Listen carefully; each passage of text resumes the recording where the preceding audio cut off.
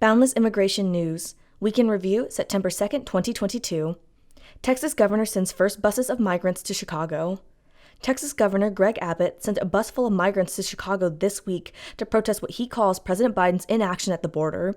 2 buses carrying more than 60 asylum seekers arrived at Chicago's Union Station on Wednesday night. Since April, Abbott has bused more than 7,000 asylum seekers to Democratic cities on the East Coast to pressure Biden to secure the U.S.-Mexico border.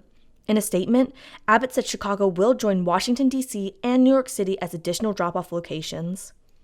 Immigration will drive all U.S. population growth by 2043. A new report by the Congressional Budget Office estimates that U.S. population growth will be fueled entirely by immigration in 2 decades' time. According to the report, by 2043, deaths will outnumber births in the United States, and immigration will account for all of the country's population gain.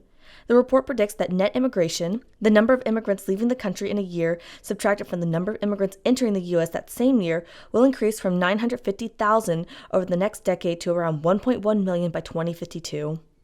Fewer international students studying in the U.S., according to a Boundless report. A new report from Boundless found that fewer international students are enrolling in U.S. colleges and universities, although that might change this upcoming academic year. In 2021, U.S. schools saw an 18% decrease in active M1 and F1 students from pre-pandemic levels in 2019.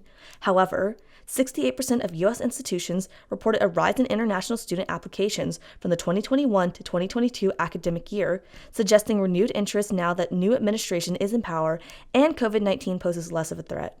Filipino schools resume in-person learning after years of shutdown. Students in the Philippines fully resumed in-person learning for the first time in over 2 years, ending one of the world's longest pandemic-related school shutdown. Philippine government officials and parents were very wary of reopening classrooms because students could bring the virus back to their multi-generational homes, which could impact an already strained healthcare system. Even pre-pandemic, Philippine school systems lacked resources, from a shortage of classrooms and teachers to low wages for teachers, leaving millions of children who rely on the public school system with inadequate teaching. Those are this week's top immigration news headlines. If you found this video helpful, please be sure to give it a thumbs up and subscribe to Boundless for the latest in immigration news. Thanks for watching.